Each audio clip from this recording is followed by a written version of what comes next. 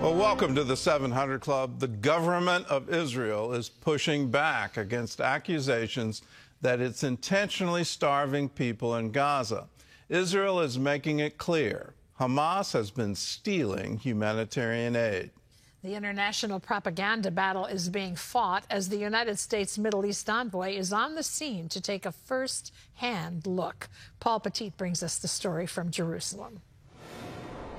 U.S. Middle East envoy Steve Witkoff arrived in Israel as international pressure on Israel over the war against Hamas in Gaza is increasing. This week, a wave of countries announced it would recognize a Palestinian state if the war doesn't come to an end soon. Canada followed France and the UK in making the moves. Germany is holding off for now, but Palestinians are encouraged by what they're seeing so far. Regarding Canada's recognition, for me, this is an achievement for us because all the countries have started. France was the first, then Canada and Spain. It's clear that we have reached a broader understanding of the Palestinian cause. But Israel doesn't see it that way. Witkoff met with Israel Prime Minister Benjamin Netanyahu in Jerusalem on Thursday and is touring Gaza with U.S. Ambassador to Israel Mike Huckabee today to inspect distribution of aid. Delivering more food to Gaza is their first order of business. President Trump tells NBC News that good management will prevent Hamas from stealing the aid. Israel is facing mounting pressure along with claims of deliberate starvation. Israel's ambassador to the U.S. is blasting those accusations. In the month of June, 2,134 trucks were sent into Gaza. Only 260 arrived at their destination. That means 90% was diverted by Hamas. Now, you want to blame us for that too? I mean, for crying out loud. You want to blame us for conducting a war while we're providing as much humanitarian aid as possible. Hamas is using this propaganda to score points in the international community, and like a social contagion, everybody is picking this up. Case in point, the New York Times finally admitted the photo of an emaciated child in their front-page article on Gaza starvation last Friday actually had a pre-existing medical condition. Even a former Times opinion editor called it, quote, a remarkable deception. But many believe the global headlines demonized Israel. Trump posted that the fastest way to end the humanitarian crisis in Gaza is for Hamas to surrender and release the hostages. Mr. Witkoff, you're landing now in Israel. Make this visit history. Relatives of Israeli hostages took to the streets of Jerusalem Thursday. They're depending on Trump, Witkoff, and Netanyahu to make something happen. Please end this nightmare for all the Israeli people. This is the most Jewish thing to do. This is the most Christian thing to do. This is the only correct thing to do. This group has been in staunch opposition to the way Netanyahu has handled the war in Gaza. But now that more countries are joining the UK and France in recognizing a Palestinian state, it's forcing them to rethink their position, understanding that it creates a very slippery and dangerous slope. This is my fear, that this is rewarding them while they are still hostages. As for Palestine statehood, outspoken Hamas critic and son of its co-founder summed it up by saying, October 7 didn't happen because Palestinians were denied a state. It happened because they were given one. When you're declaring a Palestinian state while there are still hostages in Gaza, you are saying to all the terror organizations in the world, do you want to have an independent state? Go ahead, enter to a sovereign country, abduct, kill, slaughtered people, burn babies, rape women, and then the entire world will be with you and will declare your new nation. Is this the world we want to live in? In Jerusalem, Paul Petit, CBN News. Well, our CBN News Middle East Bureau Chief, Chris Mitchell, joins us now from Jerusalem. And Chris, I'm just saddened by the state of affairs that it seems truth is being stood on its head. What's the response in the Israeli government to now an international push for a Palestinian state? Well, Gordon, from the foreign minister, the prime minister, and other leaders are saying it would be a reward for Hamas and for terrorism. And the question some are asking here, Gordon, is where did this whole international push for a Palestinian state come from? And it's really kind of simple.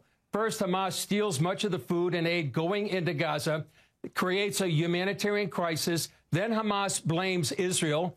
Then the international media, like the New York Times and Paul's story, picks up the story, and this puts pressure on world leaders.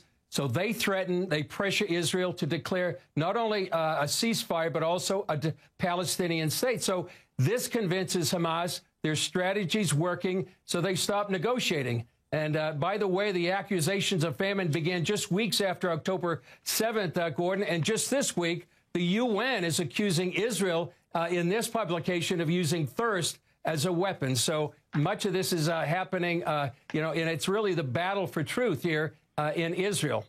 Well, I keep pointing out that the population of Gaza was hungry. There was a Stanford survey done right before August, before October 7th, and found that most Gazan, the majority of them, had food insecurity. They didn't know where their next meal was coming from, and that's under complete Hamas control. Why is that narrative not being spread? It just seems the news media seems to willingly want to be a propaganda arm for Hamas. It really feels that way, Gordon. I mean, when you talk about the New York Times, and that picture not only was on the New York Times, but other publications throughout the world, and that narrative seems to continue to be followed. And it's up to the government right now is trying to push back on that narrative. And you saw in Paul's report, the Israeli Prime Minister Yair Lapid trying to just convince CNN that Israel is doing what it can to bring in all of this aid. And yet we see right now the battle is not only on the narrative, but also on the aid itself. And that's why Steve Witkoff, as well as Ambassador Huckabee, were in Gaza earlier today at the Gaza Humanitarian Foundation, where they have distributed about 100 million meals to the people of Gaza in the last couple of months. And that's where Hamas and the UN itself are competing against the Gaza Humanitarian Foundation, because that undermines the control that Hamas and the UN have over the Gazan population.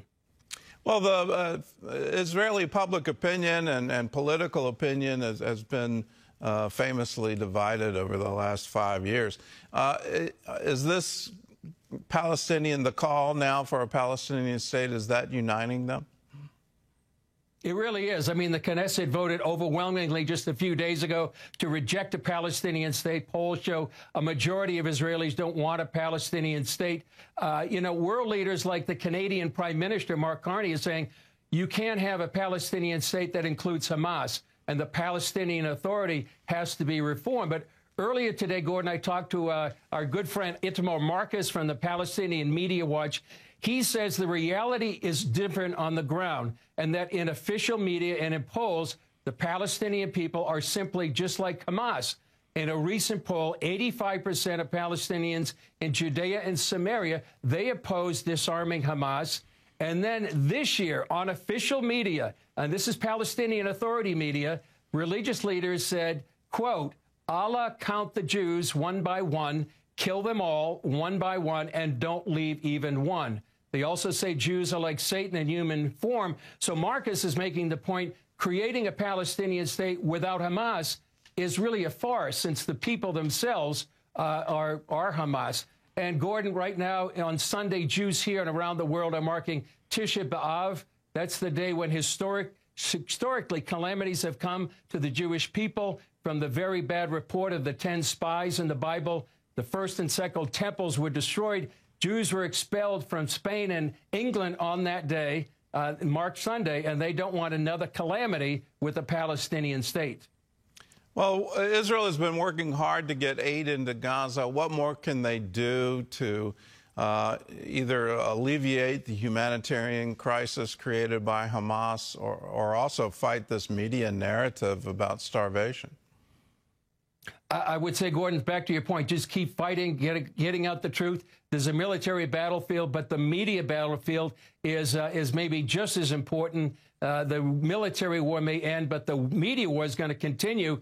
It's simply not a matter of lack of aid. There's the aid going into Gaza compares to the kind of aid going into Berlin during that airlift in 1948, nearly 2 million pounds of aid. So the question is, who are you going to believe? Israel or maybe the New York Times or Hamas or the UN. Yesterday, we talked to Gil Huffman of honestreporting.com. He says people need to decide if Israel is a pariah, if it's committing genocide, or did it save the world by fighting Islamist fundamental terror in Iran and in Gaza as well. And he says it's really important for Christians to be that watch this show to tell their friends the truth about Israel on their own social media.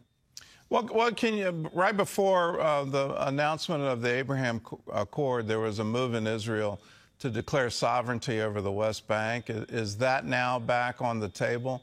Is that something we should anticipate happening in the near term?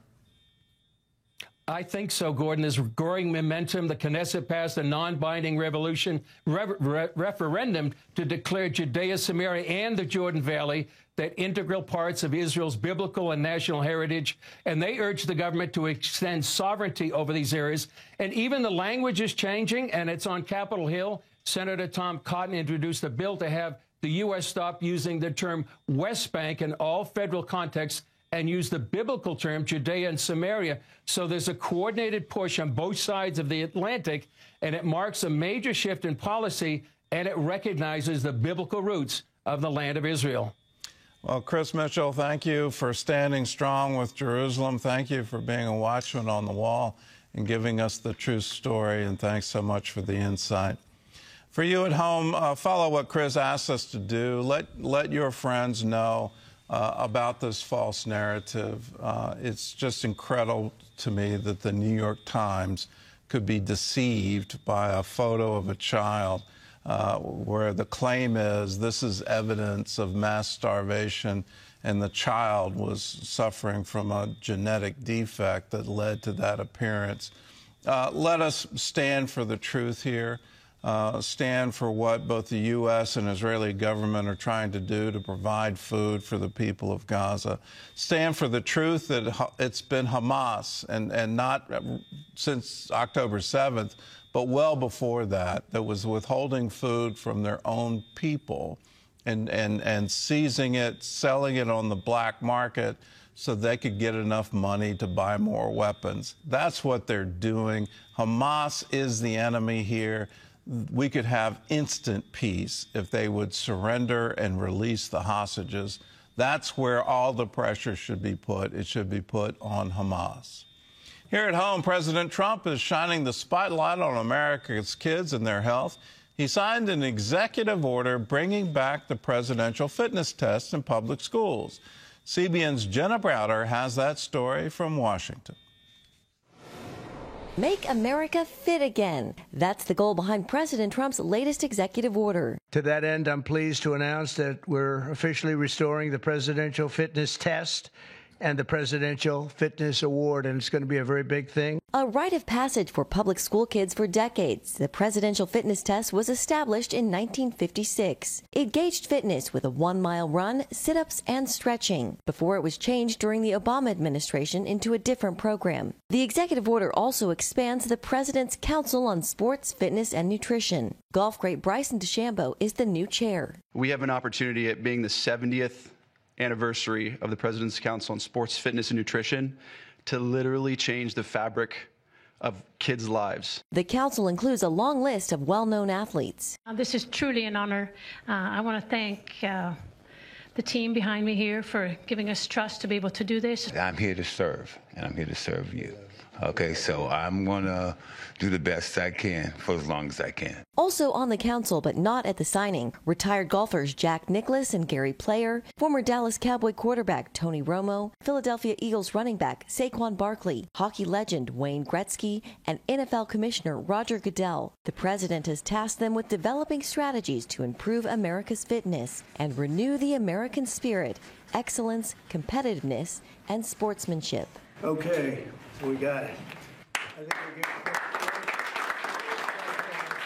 And this executive order comes as the United States gets ready to host a number of big sporting events, chief among them the 2028 Olympics. Jenna Browder, CBN News. I remember growing up and taking those presidential fitness tests, and I could never do the pull-ups, so I always failed. Was that part of your childhood? Oh, the pull-ups were, and the rope climb. Yeah. I could do the rope climb one. I could get that one, but the pull-ups, no, I could always, I never got the certificate. Absolutely.